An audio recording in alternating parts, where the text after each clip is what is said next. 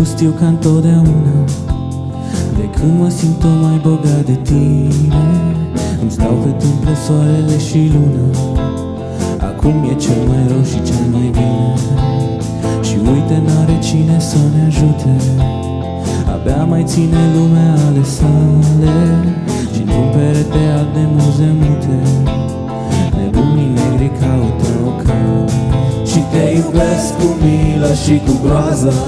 Tot ce e al tău mi se cuvine mie, ca un nebun de alb ce capturează regina neagră pentru o veșnicie.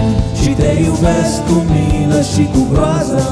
Tot ce e al tău mi se cuvine mie, ca un nebun de alb ce capturează regina neagră pentru o veșnicie.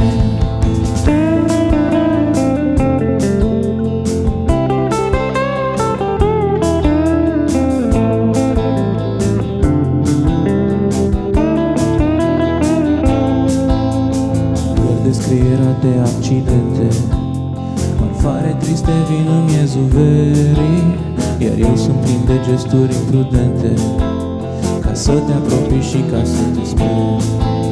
Jur împrejur priveliști aberante, copii fragili ducând părinți în spate, bătrâni cu sânii gri de os pe pante și albatroși venind pe zări uscate. Și te iubesc cu milă și cu groază. Tot ce e al tău mi se cuvine mie, ca un nebun de alb ce capturează regina neagră pentru o veșnicie. Și te iubesc cu milă și cu groază. Tot ce e al tău mi se cuvine mie, ca un nebun de alb ce capturează regina neagră pentru o veșnicie.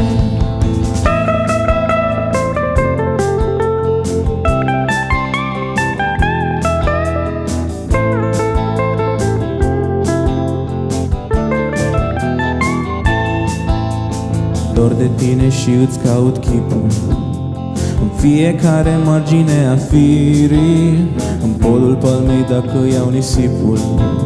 Simt un inel jucându-se de amiri, i-aud prin bătălii din vreme în vreme. Ostași și gărzii tale ți se închină, iubita mea cu foarte mari probleme, cu chip slavon și nume de regii. Și te iubesc cu milă și cu groază. Tot ce e al tău mi se cuvine mie, ca un nebun de alb ce capturează regina neagră pentru o veșnicie. Și te iubesc cu milă și cu groază. Tot ce e al tău mi se cuvine mie,